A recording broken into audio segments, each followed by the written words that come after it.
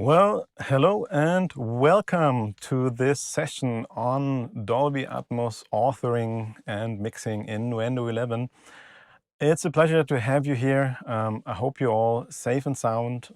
Thanks a lot for taking the time to watch this live. My name is Sebastian. I'm a senior product specialist at Steinberg Media Technologies, and I'm happy. Just to give you a kind of an idea how this session is going to work. I'll first show you on a finished movie what an Atmos mix can sound like or will look like in Nuendo as an ADM file. And then we'll go back to the start and I show you from scratch how to set up the project, etc. Give you a little hints regarding routing, etc. That's what we're going to do for the most part. Now, I have with me tonight, or morning, if you're, for example, in Florida, good morning. I have with me my dear colleague, Luis Dongo, who is Marketing Manager Pro Audio at Steinberg. He's in the chat and he'll answer your questions regarding Nuendo and Atmos in Nuendo. And I would like to start this session actually with a surprise. So I have a surprise guest with me for an interview. And I thought, because there are some questions that I have been asked since the release of Nuendo 11, that I thought that who could answer them better than Dolby themselves. So give a round of virtual applause to my dear colleague David Ziegler, who is Senior Content Engineer at Dolby Laboratories, and he's gonna answer some questions I have for him. Okay, let's get started.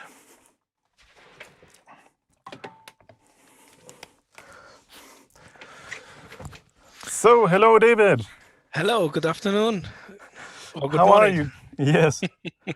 How are you? Good. Thanks for the invitation. Excellent. Now, I have a couple of questions that I would like to ask you in regards to Atmos and a little bit also in Atmos in Nuendo. So I'm gonna jump right in, and my first question is gonna be, what was Dolby's part in the development of, especially, for example, the renderer for Dolby Atmos in Nuendo, or put in other words, how much Dolby is basically in there?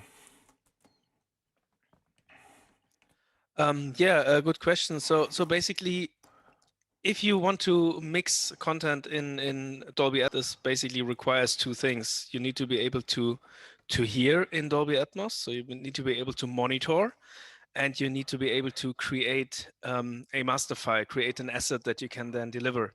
I mean, it's the same as in whenever you're mixing, you need to hear and you need to print your master. So these are two components, and we actually supplied these two components to Steinberg for implementation into Nuendo. So the first component, we call this rendering. So it basically means taking all those elements of your Dolby Atmos mix, we call them beds and objects. So basically objects are elements which you can position freely in the three-dimensional space, things that Sebastian will certainly show later on. So taking all these elements and creating a monitor feed out of that. So make sure that you can hear it and you can hear it correct. So in the same way as people will hear it later on in their living rooms on their Dolby Atmos home theater systems, so that what you hear in the studio will be this. So this process is called rendering. And we have basically, it's a system kit that we supplied, which you can then integrate into software. And this is what Steinberg did. So they integrated our rendering into their software.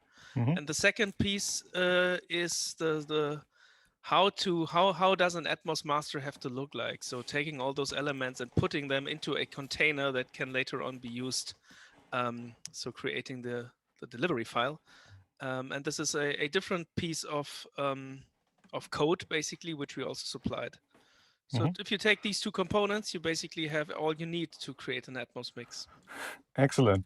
So, I mean, when you're using that, and then when you're ready for delivery, you of course are exporting an ADM file. And could you just briefly talk about what is the difference between an .atmos master file and an ADM master file also containing Atmos content? Yeah, so maybe many people have heard about these terms, ADM WAV, .atmos. There's actually a third one out there that is called IAB.mxf. So basically, when object-based audio came around, you have more things that you need to store. I mean, back in 5.1 or stereo, it was just taking a bunch of WAV files, and that was your delivery. And now with Dolby Atmos, you actually have a lot of tracks, basically a lot of WAV files, okay, for all these objects flying around. And you need metadata that is explaining which object is going into which position of the room at which point in time. So taking all of those information and putting them into a container that that in a way that it makes sense. And basically the original way that we did this, there was no suitable container, so we invented one ourselves, and we called that container .atmos. Very original name. So we just took a file container and we put the file ending .atmos on it. And this works very well because, I mean, we basically invented it. We put everything in there that we need, all the files, all the metadata, all the bits and pieces you need. And then at some point there came the ask for a bit more standardization. So we actually, there is a different kind of container now that is called ADM.wav. This is basically a broadcast WAV. So you take all those WAV files and put them into one broadcast WAV. So it's technically an up to 128 channels WAV. And then you take all that metadata, all that information, what should all these objects in your mix, what should they do? You take all of these information and put them into the metadata header of the WAV. So if you look at a broadcast WAV, it has a header. Yes. And you can basically put a lot of stuff into that header. So we just found a way to put all the Atmos metadata into that header. So it's the same bits of information, they are just in a different form, okay? Instead of putting them into a .atmos container, we put them into an ADM WAV container. So they are... that also means that switching between the two file containers is actually lossless. You can just take all those bits, take them from one container into the other container and back. Yeah, that's what was gonna be a question of mine too. So the data is interchangeable, so basically works in both formats. And I saw that you even have a conversion tool, which kind of you can convert from an .atmos to an ADM file and back. It's actually a freeware that we have available, so anybody can download it. You can load an ADM and convert it to a .atmos, or the other way around, because this process is really simple. Just taking the WAVs and the metadata and put them into a different place. Yes. Okay. Yeah, thank you. So just to be very clear, because that has been a question that I have been asked a couple of times when we launched Nuendo 11. So just to, I mean, you already said it, but just to be very clear, so when I use the renderer for Dolby Atmos in Nuendo and create an ADM file through ADM Authoring, that is, of course, a Dolby Atmos compliant file. I mean, this could be used for delivery, etc. Yes, absolutely. I mean, otherwise the whole process wouldn't make any sense. Exactly. If you would get a file that you can't use afterwards, you wouldn't be happy. So actually, because that standardization, how does an ADM WAV have to look like? It's not confidential. It's also not rocket science. It's relatively simple for a manufacturer to implement these guidelines and say, I write my master file following these rules. And then, of course, you have a compliant file in the end. And as far as I know, you can't really distinguish between where that file is coming from. It's in Dolby Atmos ADM. Excellent. Good news. And just to extend a little bit for those who are interested, I mean, usually, of course, our work as mixing engineers is done once we hand over the finished ADM, the master ADM file. But just to explain a little bit, of course, this is not the file that a consumer would listen to, for example, on Netflix, because simply because, I mean, there could be 128 WAV files. To stream that live would be quite a challenge, I think.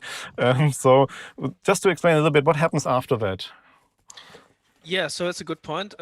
So basically, Dolby Atmos master file. The ADM is the equivalent to your 24 bits lossless 5.1 mix. And if you, as you know, most of the time, this is not what you deliver to people's homes. So even in stereo and 5.1, there is a piece in between that is called encoder that takes the lossless data from the studio and brings it into a way that the people at home can enjoy. And we do exactly the same. So we have actually, this is where Dolby is pretty good at. We have a wide range of codecs. This is what Dolby actually most of the time does. We are inventing and fine-tuning codecs.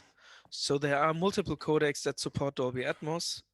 They are called Dolby True HD. This is the codec that is used for Blu-ray because it has the biggest files, so it's actually lossless. So it's using still some ways to bring down the data a little bit, but doing this in a lossless fashion. And this is suitable for Blu-rays. Then we have Dolby Digital Plus, which is the codec that is typically used for all the streaming services nowadays. Disney Plus, Netflix, iTunes. So Dolby Digital Plus is very common today. And the latest and greatest codec is AC4, which also includes certain next generation audio features. So they can be used in the next generation of broadcast for things like personalization and many things. And it also includes Dolby Atmos. So this is a range of codecs. There can be more in the future, we will see. So what basically happens is you as the sound studio, you deliver your master file, and then you as the sound producer, the sound studio, you are basically done with it. And then it goes into a pipeline where it's encoded and brought to the end user. And this happens, of course, in the Blu-ray authoring house, at the streaming service, like a Netflix server farm or something, or whoever is sending that content. So it's nothing that you as the sound producer really need to be aware of that much. So it's more for your interest. This is what happens.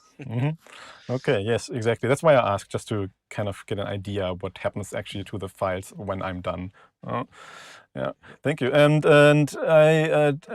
well, almost the last question, but I will focus on film later on.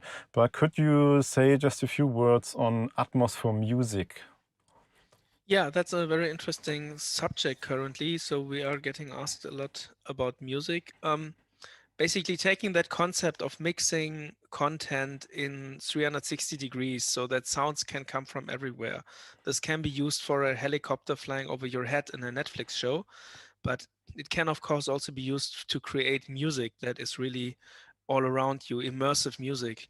And many people have a strong connection to music, and many people really like to use that format for this kind of content. And it's actually a lot of fun mixing music in Dolby Atmos and being able to play with this additional dimension, putting things above and behind the listener. And so experimenting with this. You can use this to replicate like a concert venue to really make it sound as if you would be sitting in a concert hall, or you can use it, for example, in electronic music to just really having elements like the synthesizer circling around, and it's a lot of fun. And we have partnered with two very big labels, with the Universal Music Group and the Warner Music Group. So they bring a lot of their own artists into the game, and so we have a lot of high profile artists that have been mixing content in Dolby Atmos in the last 2 years, plus a growing number of independents. So there's actually a lot of content that is being mixed in Dolby Atmos, and we are partnering then with yeah, I mean, you can put it on a Blu-ray, so there are a lot of Dolby Atmos music Blu-rays, but of course probably more interesting for the mass market is streaming. So we actually are partnering with streaming platforms. So you can currently, as we speak, you can stream music in Dolby Atmos on Amazon Music HD and on Tidal, if you have the Tidal Hi-Fi abo, so the bigger Tidal subscription. So this includes Dolby Atmos, and there is a wide range of supported devices. So Amazon is supporting Atmos on its smart speaker, and Tidal is supporting it on smartphones and on living room devices like Apple TV 4K. So it's an interesting subject. So actually, people can listen music in Dolby Atmos in their homes, and producers are quite happy experimenting with this new format. Yes, sounds interesting. I mean, I like it. Actually, I love it. It's a great way to listen to music. So let's see what the future holds there. And my last question is going to be regarding the workflow, since we're also going to be having a look at the workflow. So what is the usual workflow for mixing in Atmos when you compare it to mixing in 5.1? Yeah, basically, if you have the job, or if you want to create a show in Dolby Atmos, of course, what you usually have to do is you also have to deliver a 5.1 and a stereo asset. So whoever is giving you the job to mix content will mostly ask you to create Atmos and 5.1, create both assets. And what we found is by far the best way to do this is to start in the biggest format. So you mix in Atmos, and then you create the other formats from there. So you start in Atmos, you create 5.1 from there, and you can create stereo, even stereo, from the Dolby Atmos asset. This is pretty much the same. I mean, if you ever mix 5.1, you would never mix stereo first and then do the 5.1 afterwards. So it's kind of natural to start in the big format and then go from there to the smaller formats, to something that you might know as the term downmixes. Mm-hmm. We call that term re-rendering because probably we like the term rendering. It basically means you take the Atmos mix, you render it to a certain layout, and this layout can be 5.1 or it can be stereo. So we actually invested a lot of time into making these workflows as smooth as possible. So it's actually, we do have workflows that you mix in Atmos, you can seamlessly switch how it sounds in 5.1, you can switch back and forth, so that you always have an idea how it will end up. And actually our downmixing, our re-rendering algorithms work quite well. And when the mix is done, you can, with a few mouse clicks, basically export your 5.1 assets. You can export your stereo assets. This works with our own tools as well as now in Nuendo. So this kind of workflows are possible there as well. Because again, this whole thing wouldn't make any sense otherwise. Really, mixing Atmos is wouldn't really make a lot of sense if you do it as an afterthought. So it's much better to mix your show in Atmos, and then if you do this, you actually will feel it's not that different than mixing from 5.1. You use the same tools, you use your panner, but instead of using 2 axes, you have a third axis.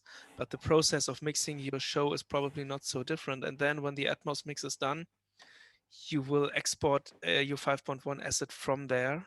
Of course, you have to check it, you have to give it a listen, but basically it's a very easy transformation from Atmos to 5.1. And we actually even have workflows to allow you to do stems if you have to like deliver a dialogue stem or an M&E or a mix minus narration, these things. So we actually have workflows for that you can also easily generate those from the Atmos mix. So there are a lot of workflow enablers, so to say. Okay. So yes, it makes a lot of sense, of course. And as you said, I guess the gist is that start in Atmos and then derive everything else from that, basically. Oh. And I think this is how the Netflix shows out there are mixed. I think you never have the time to do the Atmos mix as a separate complete mix pass. But actually there are a lot of Netflix shows out there that are mixed in Atmos as we speak, and they just mix in Atmos, they switch to 5.1 from time to time. Then when the mix is done, they export their deliveries from there. Okay. Okay. Well, I could ask you questions all day long, but I think that's enough for today. And I would just like to thank you for taking the time to be here. Thanks a lot for answering these questions. And I wish you all the best and stay safe and take care. And we'll see you around.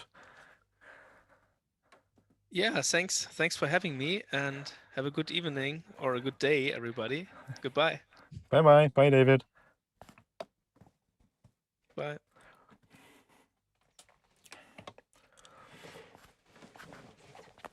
Okay, so that was David, and now let's get into Nuendo. And I have a project already open here, and I thought it would be interesting to start my explanation of the workflow basically at the other end. For those of you who haven't seen Nuendo in detail, or you haven't seen what an Atmos setup looks like in Nuendo, or maybe you even haven't seen an ADM file opened, this is for you. So you can actually, I will explain a little bit what you see right here. But first let me explain what kind of movie we actually see here, and what you're also going to watch is it's a Netflix movie, which I am happy to say that Netflix was so kind to allow me to use it for showing a few things here. It's a great movie. I think it's a short movie. It's called Sol Levante, which translate, I think, to sunrise, but maybe somebody who speaks Spanish could confirm that in the chat. So Sol Levante is the project I'm going to use, and what I've done here is import the master ADM file of that movie into Nuendo, and of course set up a few things. You can actually listen to it. And before I explain it a little bit further, just two things I want to mention. First of all, this is an anime, and as far as I know, it's the first hand-drawn 4K HDR anime. There's some nice documentation about the whole production process online if you're interested. And the second thing that I want to mention is you will be listening to that as a binaural mix. Basically, it's just something that I set up in Nuendo. It's just a down mix, so to say, from 7.1.4 to third order ambisonics, and you're listening to that through headphones. The reason is I thought it would be kind of a shame to talk about immersive audio and you not being able to listen to that at all through even a two-channel stream. I will explain a little bit later how that setup is done in Nuendo, so don't worry. For now, you just need to know it's a binaural mix, so I strongly recommend that you use headphones to listen to that. And it's not the Dolby process that transfers that into binaural sound. It's actually the built-in features of Nuendo. So before I dive into the details, let's have a look and a listen to a part of this movie. And for now, I'll just be quiet and hope you enjoy the movie, and see you on the other side.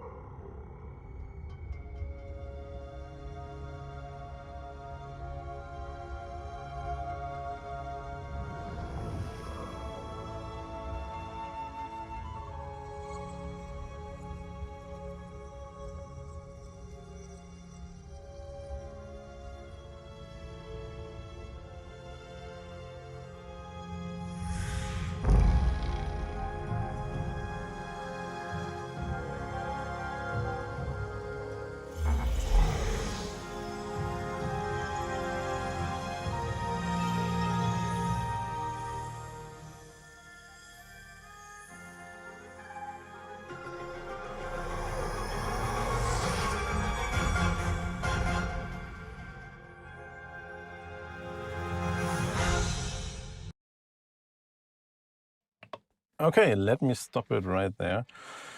Now I'm gonna explain a little bit what's actually going on here and what you actually see.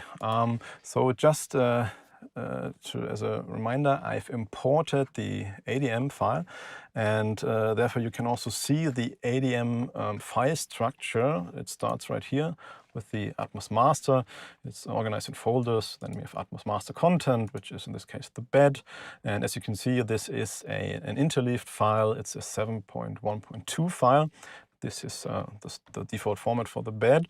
Then we have several other folders which contain all the objects, and they are again categorized, for example, into Foleys, into effects in music and ambiences. And this is what you see right here. And before I go into detail what's going on here, let's have a look on the right-hand side. And while you were watching the movie, I'm pretty sure most of you also had a look at the renderer for Dolby Atmos, which shows, most interestingly maybe, to watch the object view. This is where you can see all the panning. I've chosen this movie specifically because I think it makes great use of Dolby Atmos as an immersive format, and both in the sound design and also in the music. So yeah, I think there was a lot of things going on. I don't know if you could hear it through the stream that well, but you can certainly see how much effort went into the production of that. Right now we have one bed in this production, and we have a lot of objects, as you can see here. And interestingly, we have 36 music objects. These are the blue ones right here. And let's just compare real quick what is in the bed regarding the music. So just listen for what you can hear regarding the music, and then let's listen to the objects. And I think then you will notice something.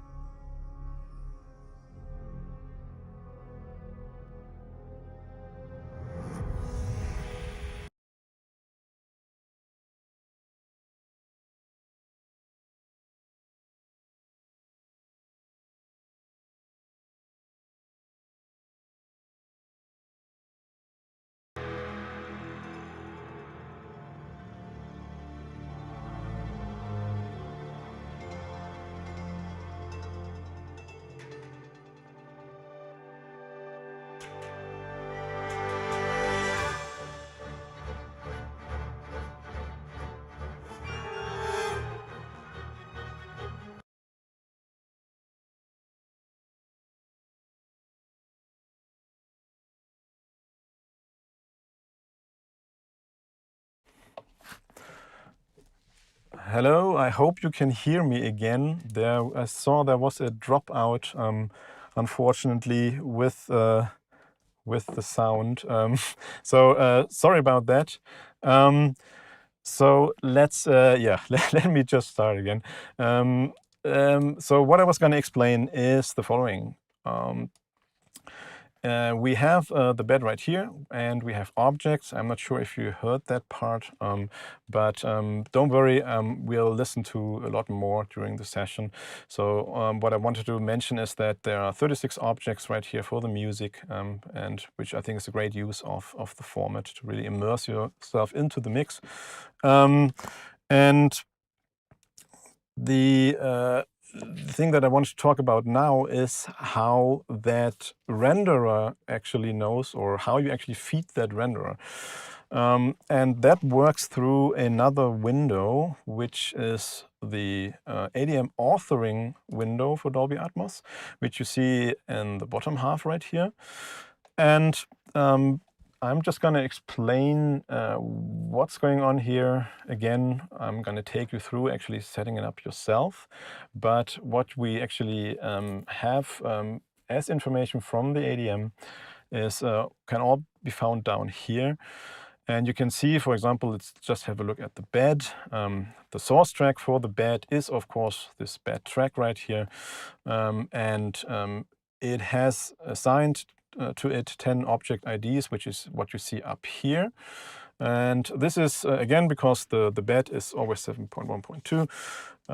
It can be a lower channel count, actually, down to stereo, but this is the common format.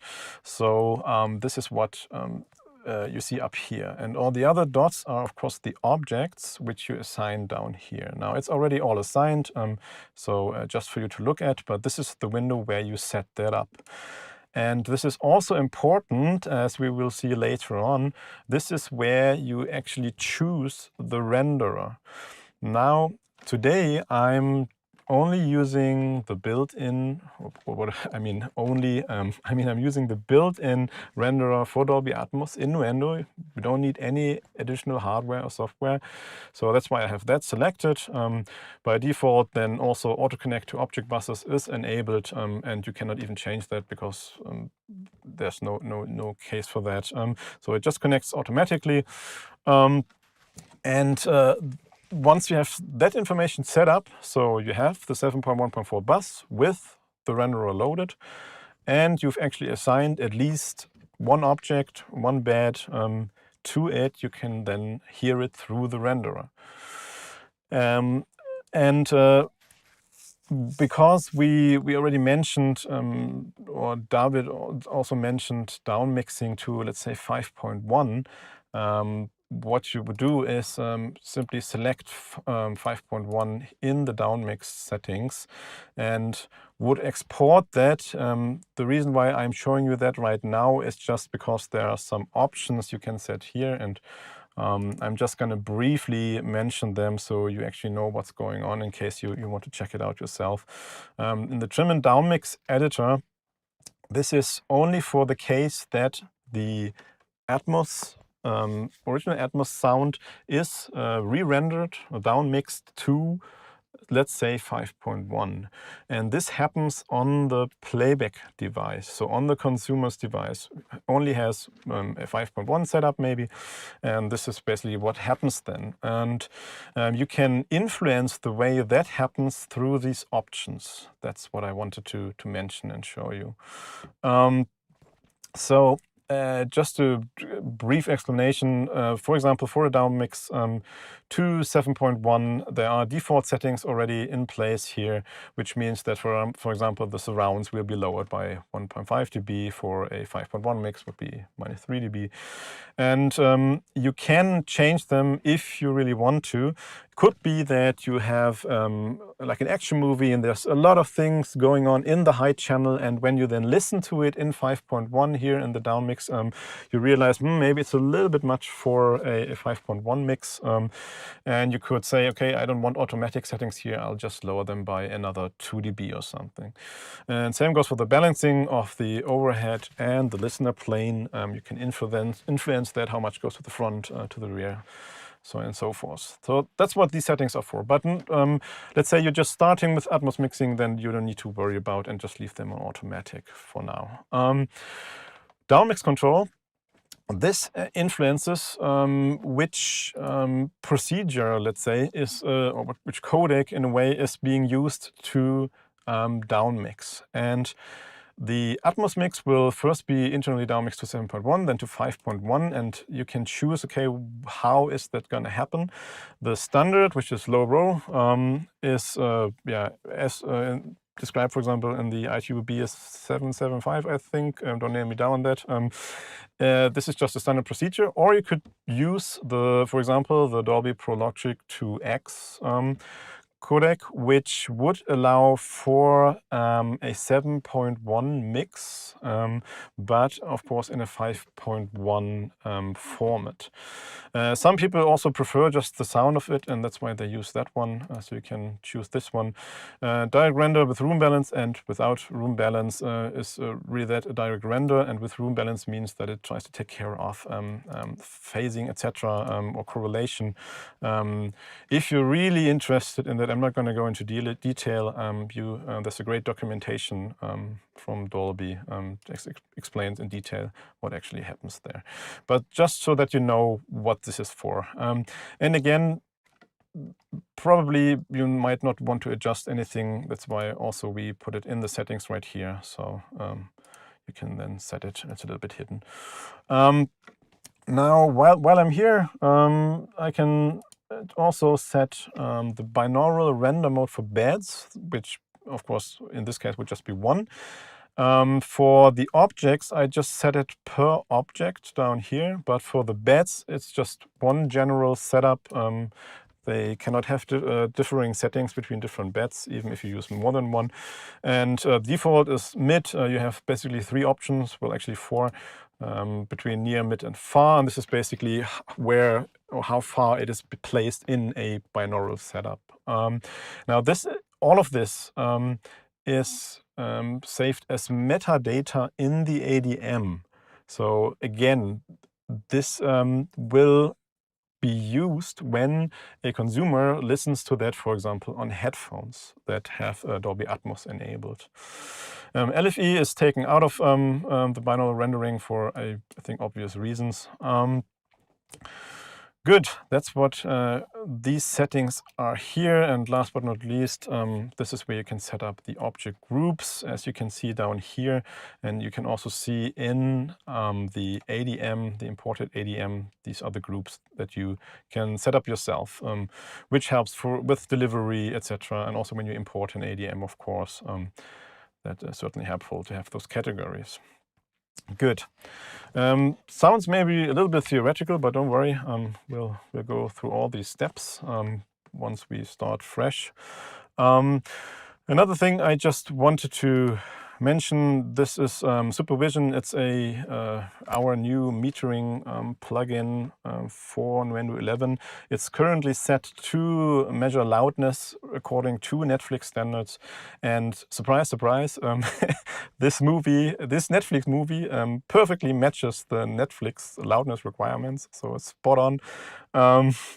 But just to show you, this is something I, of course, would have opened during mixing anyways. Now, before we start from scratch, I just want to show you, by the way, I will cover the export function second part. I just want to show you how you are actually listening to Atmos through headphones right now from within Nuendo. And to do so, I prepared this little view here. These are all, by the way, workspaces which I just saved and constantly use. So we have all the tracks here, the bed, the objects, etc. And they all go to the 7.1.4 bus, specifically the renderer. This is where it inserted. I've already shown you. So this is the renderer. And you set up, of course, in the authoring window, what is the bed, what's an object. And now for the binaural part, what I did is I am using a send to send the signal, the 7.1.4 signal, onto a third order ambisonics bus, which is then converted to a binaural stereo mix for headphones using the VST AmbiDecoder. Might sound more complicated than it is, and we'll see later on it's really quick. This is of course mainly so you can listen to it right now, but I thought I'd just show you, and let me just play a little bit so you can also see what's going on.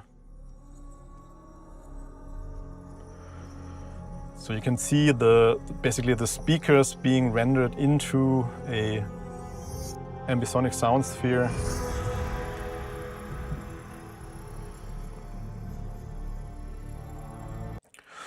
Okay, that's basically the introduction to the Atmos setup, just so that you see, okay, this was a readily mixed movie, great use of the Atmos format as an immersive format.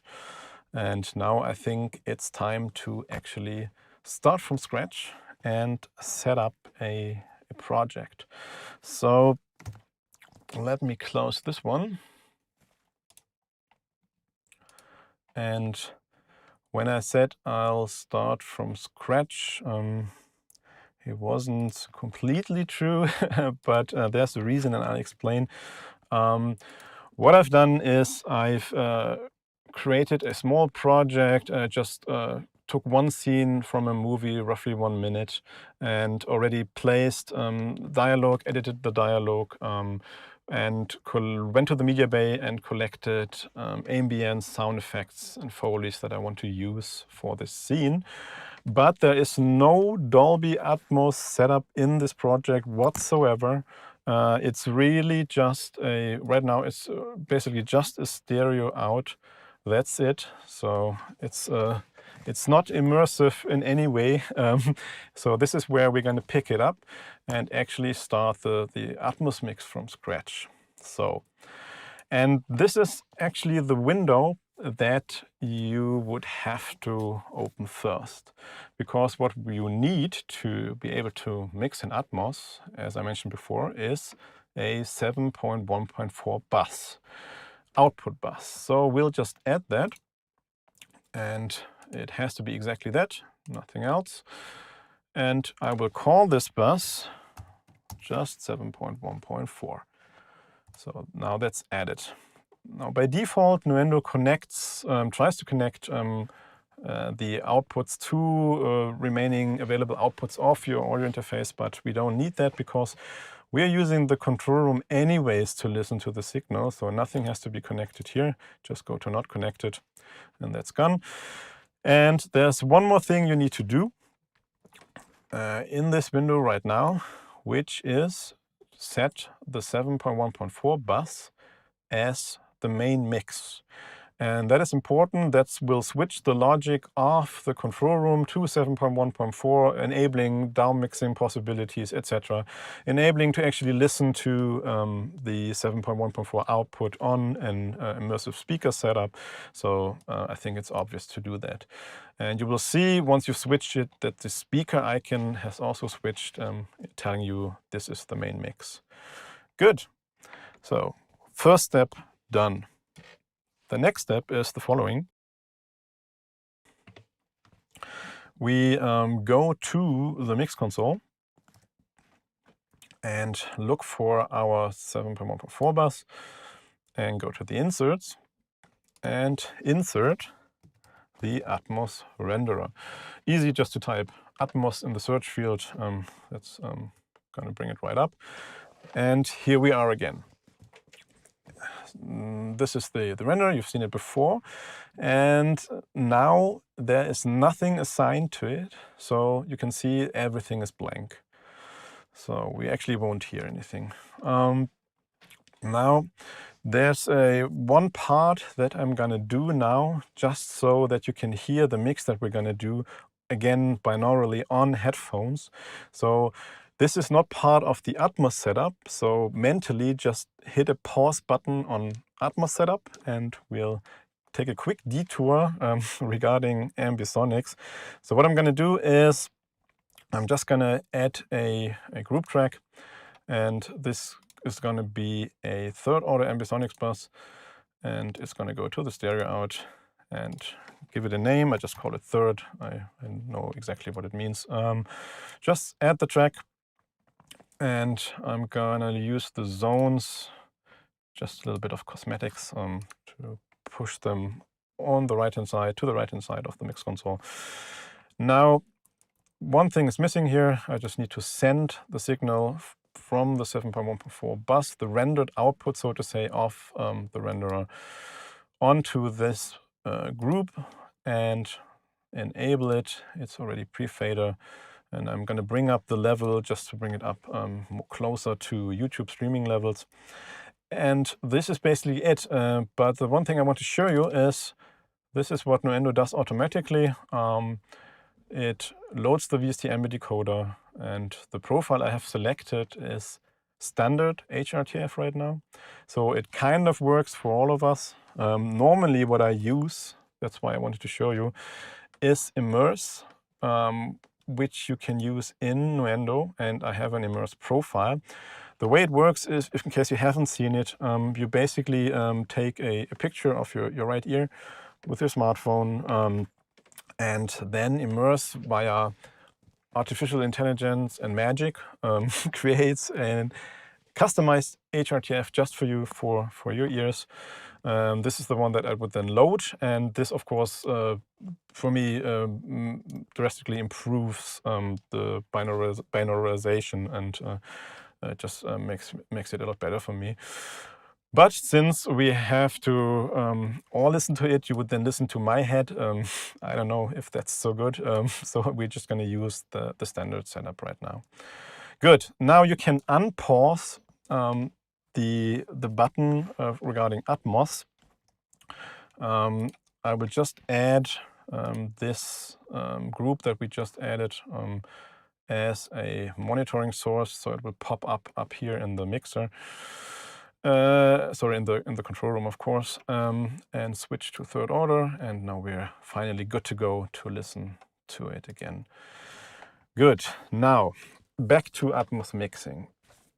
The first thing that you probably need to do is decide on, okay, how many beds do I actually want to use? Now, in the Netflix movie we saw, it was just one bed. Now, I'm going to use 3, and they are going to be for the dialogue, 1 for the music, and 1 for all of the effects and ambience and Foleys, etc. So I'm going to go ahead, and I have a dialogue mix track already here. So I'm just going to, in this case, right-click, add a track to that, say group channel to selected channels, and it has to be a 7.1.2 bus for the bed. Remember, we're creating beds. And of course, it has to go to the 7.1.4 output, because this is where the renderer is. And I'm going to give it a name. Just take the time and write something proper. Dialogue bed. Just add track. And now that output is fed into the dialogue bed. Good. Let's do the same for the music. I have separate tracks here. This is just a stereo downmix. Kept it simple for this demonstration, but I will talk a little bit more in detail about it later. I have just toms for effect, and there's a reverb, which is a quad channel right now. So I'm going to take all of these and add them to another group channel. Again, settings are saved, 7.1.2, 7.14, that's all okay. And let's call that a music bed. Okay, and the last one now is all of the effects. So I'm just gonna select all of this, and again, add a track to that, group channel to selected channels, and call this one just effects bed. Okay. Now just a little bit of housekeeping. I'm going to move that out of the way because we don't need to see it. I'm going to move that out of the folder. And here we are. So we have our 3 beds: dialogue, music, and effects. Now the next step is to actually assign them. And you do that in the ADM Authoring for Dolby Atmos window. I have a workspace that I switch. If you don't, of course, you can just recall it by a key command or by, of course, selecting it right here. Now, I have inserted the renderer in the bus. So now I'm able to say, okay, please use this one, the built-in one. And now, of quick flash, it's connected. And they basically, so to say, they can talk to each other. Now let's add the beds. And there's a prominent button right here, just says add bed. And I'm just going to add 3 to 3 and select the source track for those. And obviously start with the dialogue bed, and then the music bed, and the effects bed. Good. And while I'm here, I'm also going to assign the object groups to dialogue and music and effects. One thing that's missing is the name right now. I'm just going to hold Shift and click the checkmark box here, the checkbox, and then just go to Functions and say Apply Source Track Name, which is going to be the name of the one that I assigned. So good. That's it for the bed setup. And as you can see up here, now we have these yellowish golden, let's call them golden boxes, which indicate, okay, those 10 objects right here, they belong to one bed. And if you hover over them, you can also see it says dialog bed 1 to 10, and again, music bed and effects bed. Good, got that set up. Now let's get into a bit of mixing. So I'm gonna go back to this view, this workspace, and let's first listen to just a little bit of dialogue so we know that we can actually hear something. And then gradually I'm gonna bring in all those elements and then tell you what I'm gonna do with them. Okay, so just the dialogue bed right now. Well, the test wasn't as difficult as I expected, and the meeting went well. Dr. Michael said that they were well impressed, and he's quite certain it's going to be a positive response. Okay, so this is just a dialogue. Of course, recorded by ADR. It's not as a location recording. Now we're gonna bring in some of the other elements. And by the way, I mixed this dialogue to be at a level that would be Netflix dialogue level. So this is gonna be our anchor now for the mix. Let's bring in the first part of the music. So this is gonna be basically this track with the reverb. And what I'm going to do is open up the panner. This is the VST MultiPanner. And I'm just going to lock it. So if I change channels, it will follow those changes. It's set to bed mode right here. And it's a stereo downmix. Generally speaking, of course, as you saw on the Netflix project, can make sense, or can also be a lot of fun to, of course, divide that into objects. And if you are used to getting ready 5.1 mixes from the composer, then it could be worth to ask for separate stems, maybe. At least of the main categories. Just makes it mixing, of course, easier in Atmos, or more interesting. So the music is there. All I'm going to do today, right now, is I'm going to take it back from the screen, just place it at the side surrounds, and leave it there. Not going to go in the height or anything. I'll show you a little bit more later. Now, toms will take care of later on.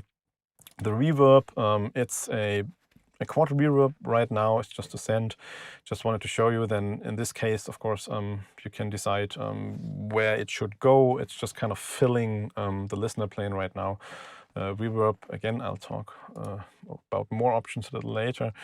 And that's basically the setup for the music right now. So let's listen if it actually works. Michael said that they were well impressed, and he's quite certain it's going to be a positive response. Isn't that good news? Let me just double check.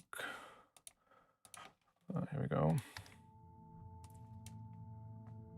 The war. It's coming. Look, this. Okay, I'm quite happy with the level of that right now, so I'm just going to leave it there.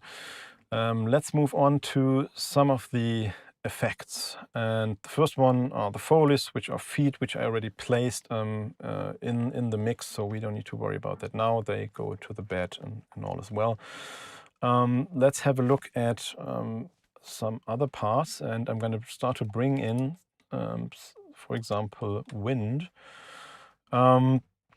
This is a stereo recording. Let me just close it so you can see it.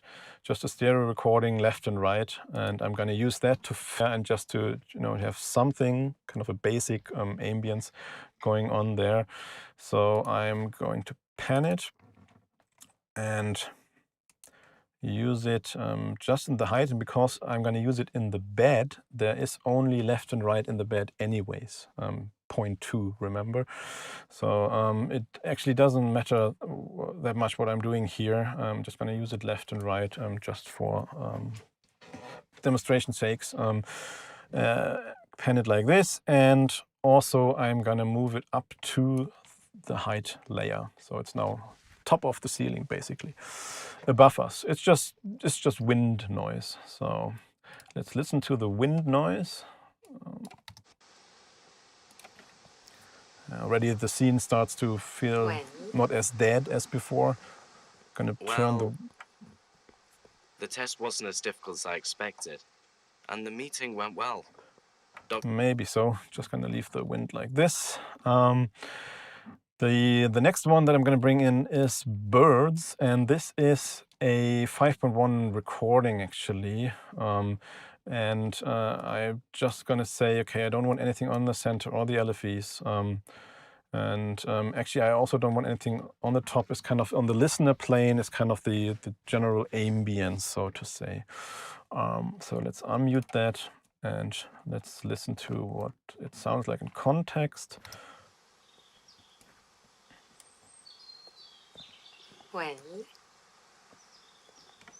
Well, the test wasn't as difficult as I expected, and the meeting went well. Dr. Michael. Okay, kind of okay for now. The next thing I'm gonna bring in now is objects.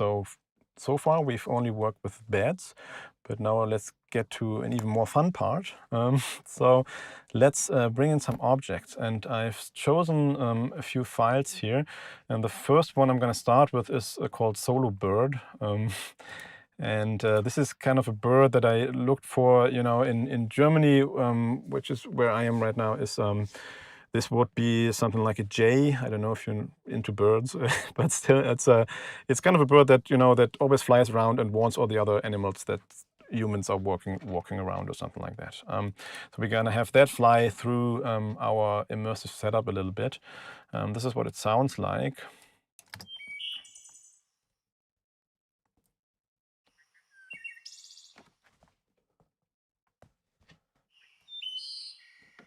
So this kind of bird. And let me just prepare that to become an object. And to do so, I'm gonna select those 4 tracks and go back to our authoring window. And there is a function that you find right here, which is called create objects from selected tracks. That's what I'm gonna do. And ta-da, we have those 4 objects right here. They are, of course, already assigned. But while I'm here, I'm just gonna set the object group as well. Again, Shift and then click to select all 4. And then to select a common group for all of these, which is gonna be effect, just hold Shift and Option while you select effects, and then it will be assigned to all of them. Good. And you can see on the right-hand side now, of course, we have those objects here. And now you might wonder, okay, I selected 4, why do I actually see 6 objects here? And the reason is very simple. There are 2 stereo tracks here as sources. And an object basically is a mono audio file. But in Nuendo, you can also use stereo track, which will then be, of course, later on rendered as 2 separate files with their own automation metadata. But this allows you to also use, for example, stereo ambience or effects, which I find very nice, and we'll see a little later how I mix that. So that's all set up. Let's get back to actually mixing. And I'm gonna start with this bird and bring up the panner again. And you can see now, because I've set it as an object, the VST MultiPanner also switched to object mode automatically. Nothing you need to do here. It's all well, all connected. First thing I'm gonna do is bring the bird up, all the way up. And you can also see in the renderer, if you have a look, as I move it up, the ball, so to say, the point is getting larger, and this is telling you, hey, it's higher above the listener plane. Good. Now we're gonna start with the bird sitting on a tree somewhere around here. And I'm just gonna enable automation for the panner, and it's set to touch automation. So as soon as I start the automation, as soon as I click here and start dragging it around, it will write automation. So let's do that now. Well, And I have it flying Well, around. The test wasn't as difficult as I expected, and the meeting went well. Dr. Michael said that they were well impressed, and he's quite certain it's going to be a positive response. isn't that good news, James? The war. Now that the mood, there's a mood change in the scene, which is also, of course, indicated by the music and, of course, the dialogue. So I'm going to stop this automation, panning automation of the bird when this mood change occurs, to kind of also draw the attention, of course, to the action on screen. Now that's all recorded, and of course we can see the automation belonging to the track right here. So this is left and right and front and rear panning, which is what we've done. And the bird is just happily flying around. And just as a general hint, which you probably already know anyways, but for objects or for sounds flying overhead, of course, it's really helpful if they have high frequency content, which a bird, of course, does naturally. It really helps with the localization. Okay, so we have the bird set up. Let me just quickly check kind of level we're going to set for this. Bring it down a bit.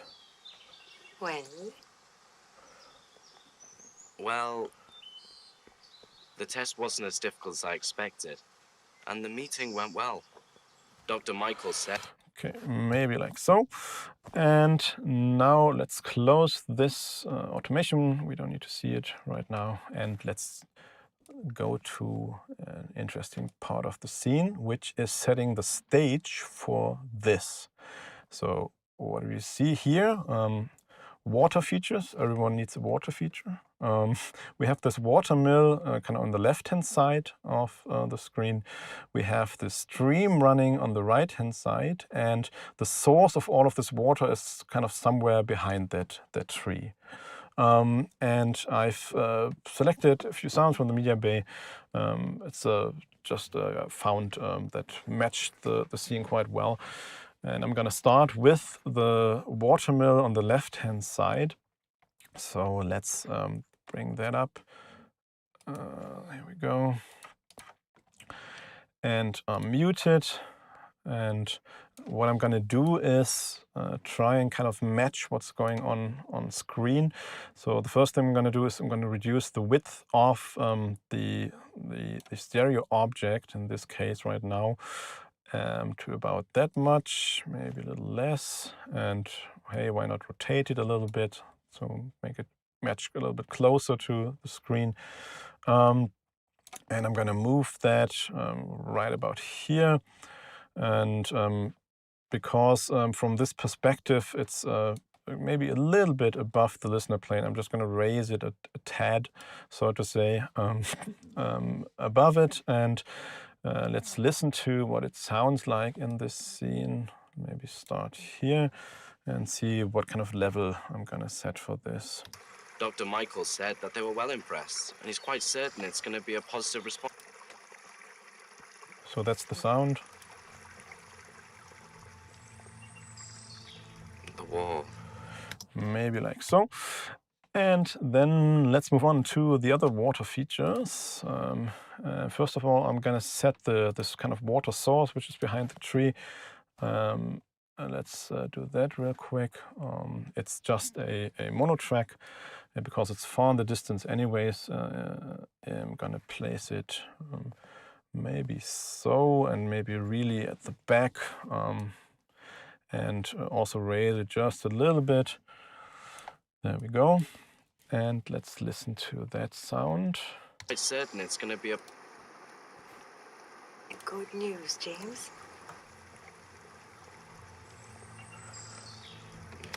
Okay, and now for the last object that I'm going to use here is the one for the stream. This is again a stereo file, stereo recording. And again, I'm gonna prepare it a little bit. First of all, reduce the width like so, maybe like this, and move it roughly in the right area and rotate it so that it kind of fills, starts to fill at the side surrounds, maybe even more. I'm gonna increase the width again. So somewhere in between there, and it's gonna really move off screen, so to say. I mean, it's off screen anyways, but like really to the back of me. Because that stream, of course, you can assume it kind of runs even further, further towards us and behind us. So that's where I'm gonna put it. And let's first listen to it and find a balance for it.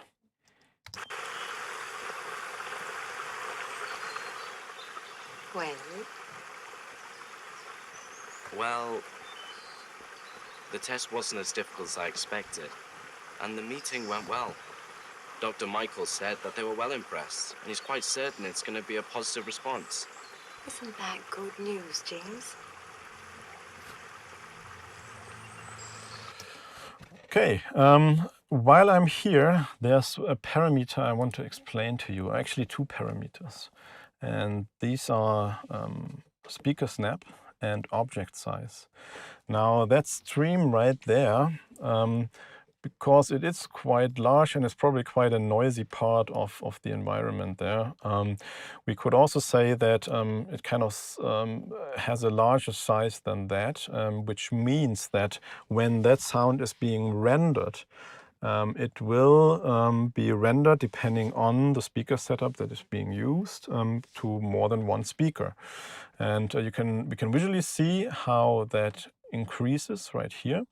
And we can also listen to it. So I'm just going to start the playback again and just increase the object size to a drastic value so it's really obvious what's going to happen there. Dr. Michael said that they were well impressed, and he's quite certain it's going to be a positive response. Isn't that good? So just solo that and reduce it again.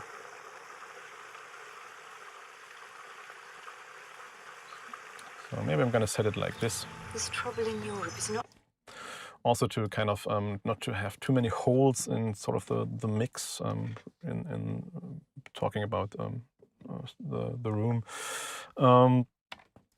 Okay, so that's one parameter. The other one, which will basically deactivate this one during the rendering, is speaker snap, which means that you do your panning here, but let's say you have a mono object that you really want to be played through just one speaker.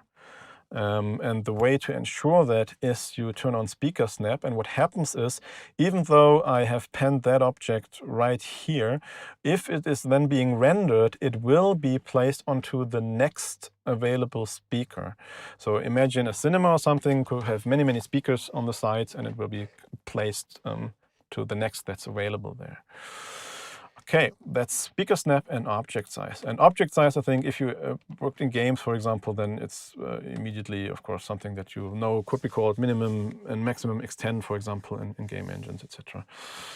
Okay, so that scene is kind of set up. Let's have one more listen. The test wasn't as difficult as I expected, and the meeting went well. Dr. Michael said that they were well impressed, and he's quite certain it's going to... Now, you might ask yourself, this is kind of starting the tips section, how do I control the level of these objects? Because traditionally you might have just a group or a bus where you would have all the water sounds combined, and then you have a fader, etc. But because they are objects, they of course all go directly to the renderer without you having a chance to insert a bus in between. Now, the simple solution for that is of course just to select them. Then again, I'm going to say right click and say VCA fader to selected channels, and just going to call this water. And now I have, of course, a fader that I can use to control the output level of those objects, which allows me to mix the water. It's going to be a positive response. Isn't that good news, James?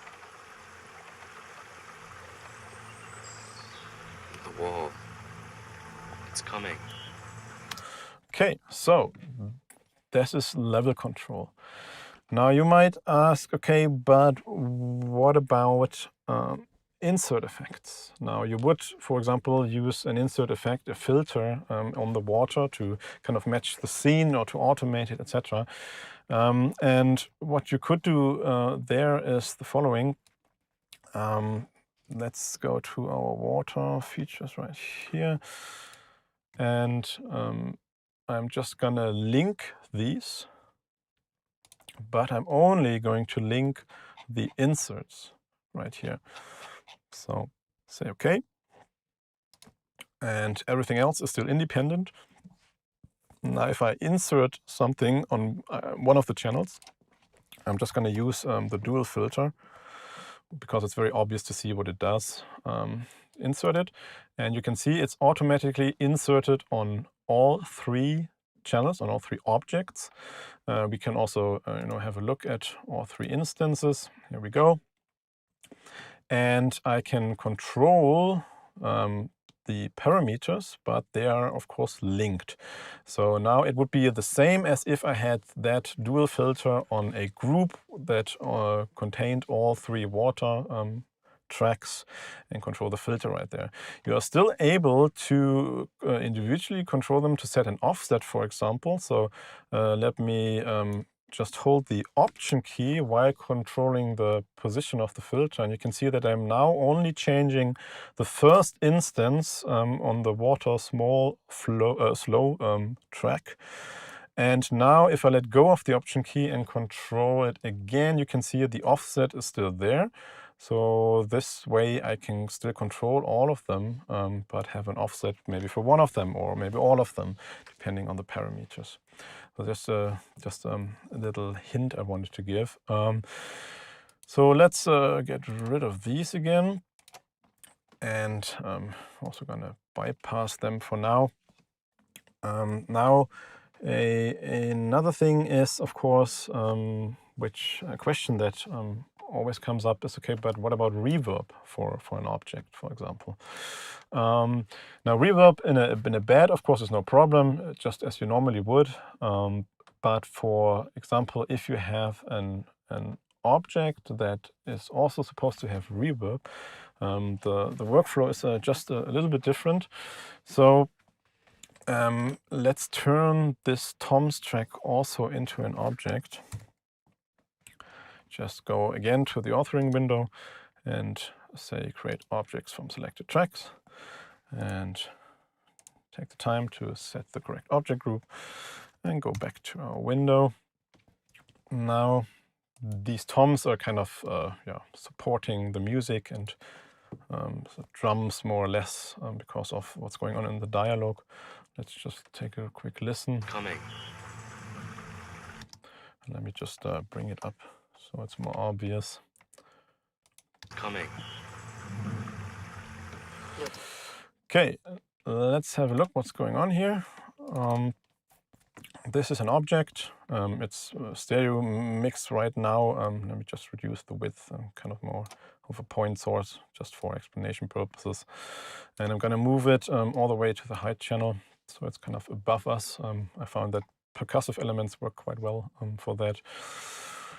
So it's now there. So now you would want to have a reverb. You could, of course, just use one that you have already set up. So I would just use Ascend, in this case the music reverb right here, which is the Revelation, just a quad channel, and that would work. It's coming. Look. So the object is being panned in the height channel on the top, and feeding the send, which is feeding then left, right, and left surround, right surround.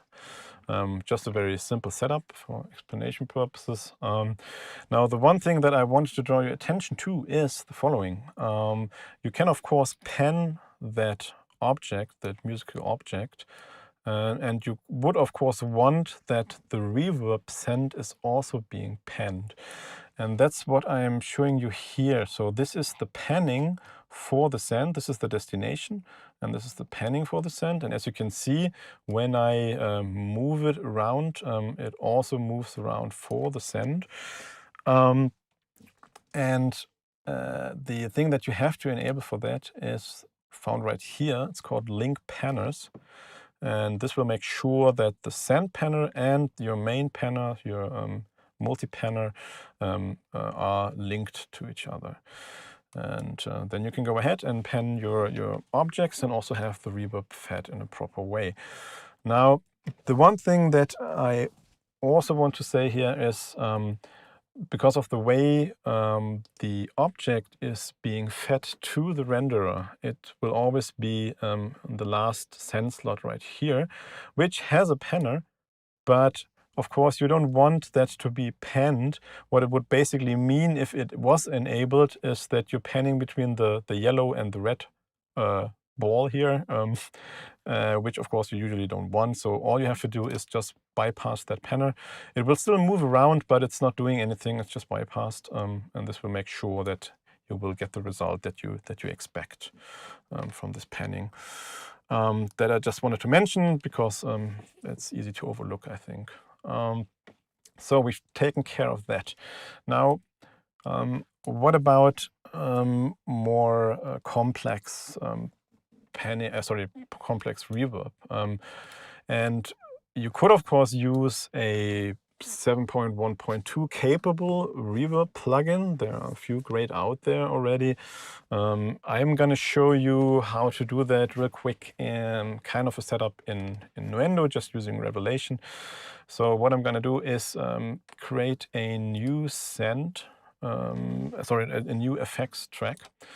And I'm not going to insert anything. I'll do that later. It's going to be 7.1.2 because it's going to be in the bed. And I'm going to call this just Tom's reverb and add it.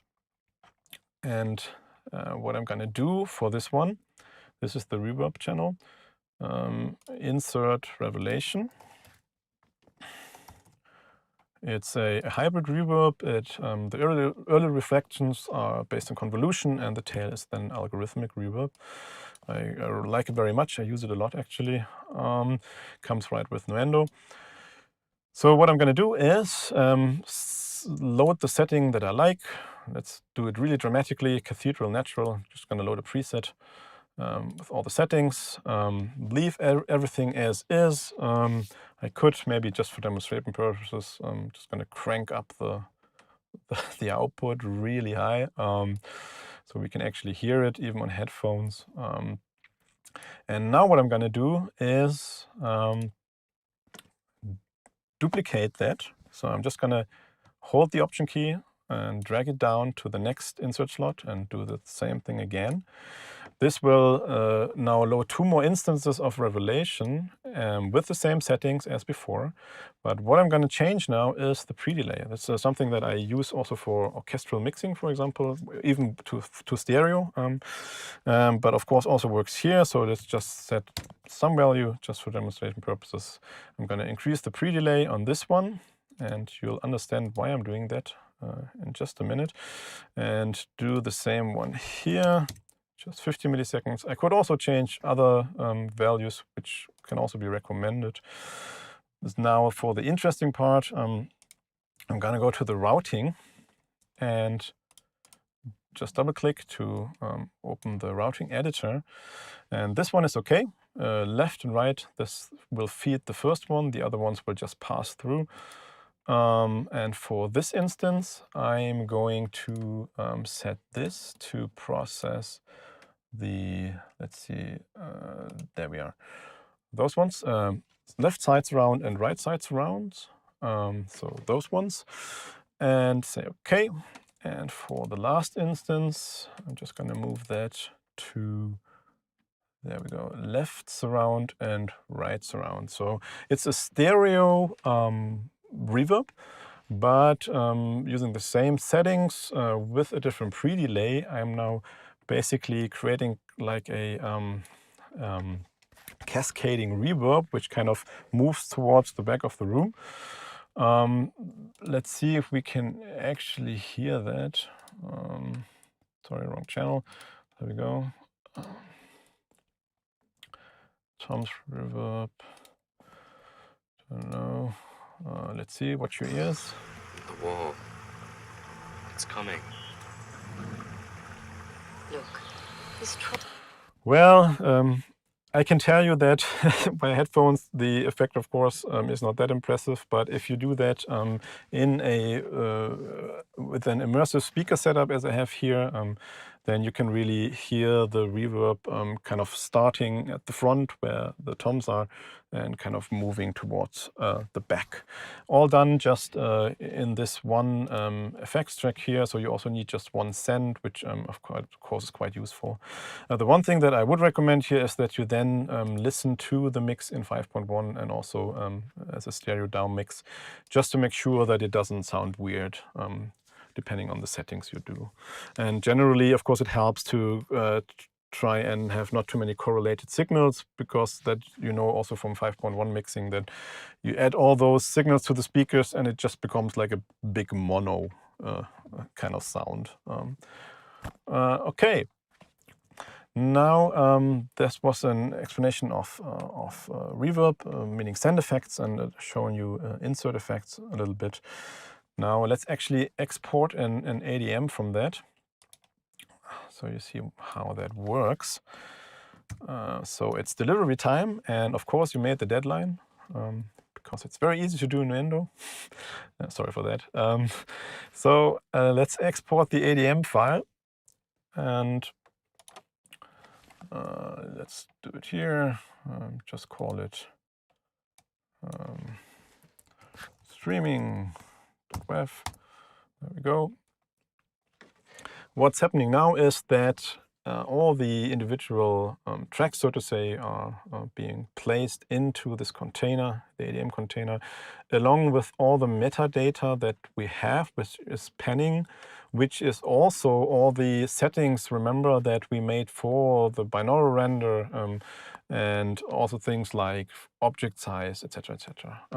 So all of this is written into the ADM file. Now I'm gonna close this project so I can show you how that works if you have nothing open, and go and import the ADM.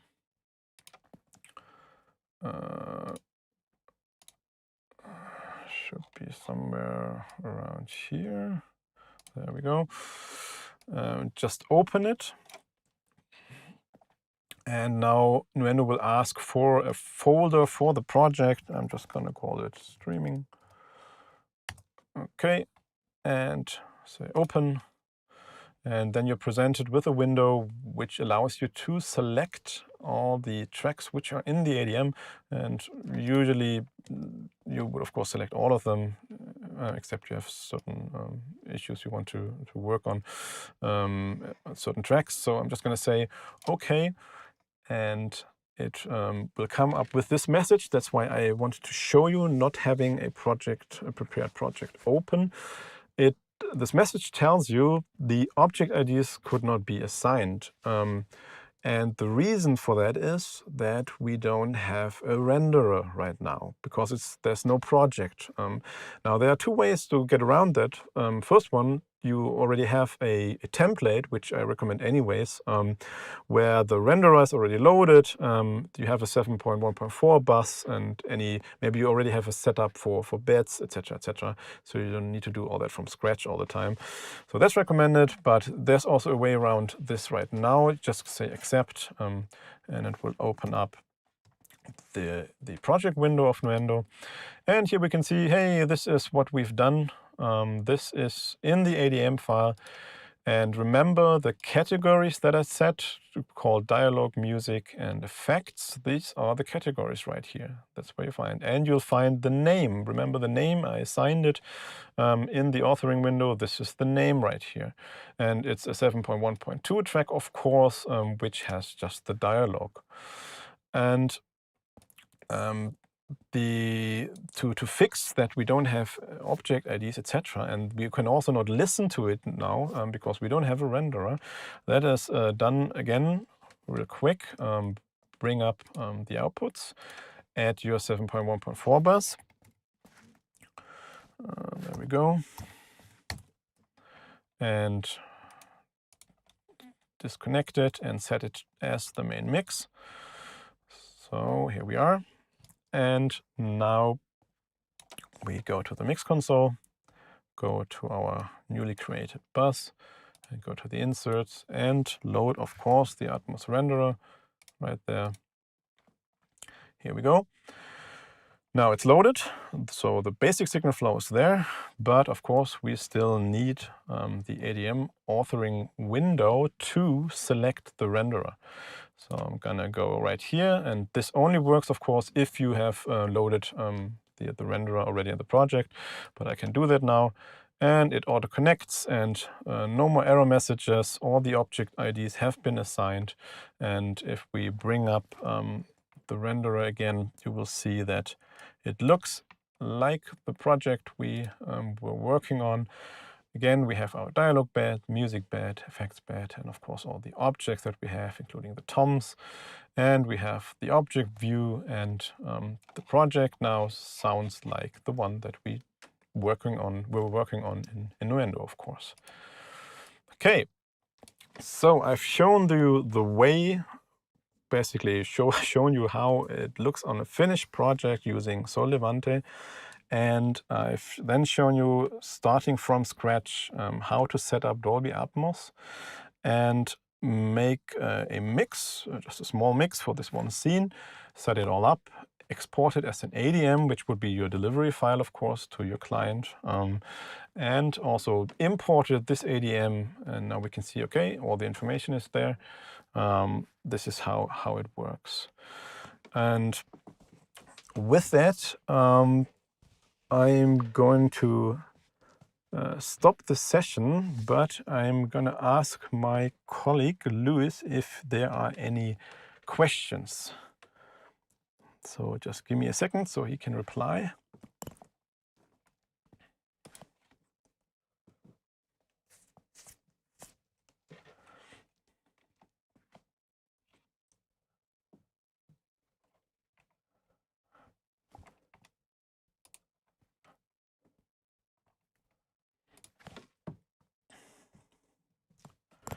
Okay, I have to say that I had to close the YouTube chat window because I was having difficulty with the upload with the upload speed. But I see that that Louis was excellent, did an excellent job and answered all the questions already. So thanks a lot for that, Louis. So all there remains for me to say is the following.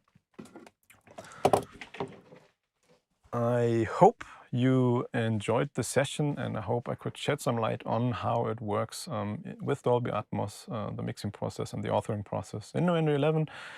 And all for me to say is thanks a lot for your time. Thanks a lot again to David from Dolby. Thanks a lot for Netflix for letting me use the movie. And of course, thanks a lot to all of you who have been watching, and also all of you who have been using Nuendo already. Thanks a lot for your support and for letting us be part of your professional work. Okay, that's it from here. That's it from Hamburg in Germany. Have a great day. Take care, stay well, and see you around. Happy mixing. Bye-bye.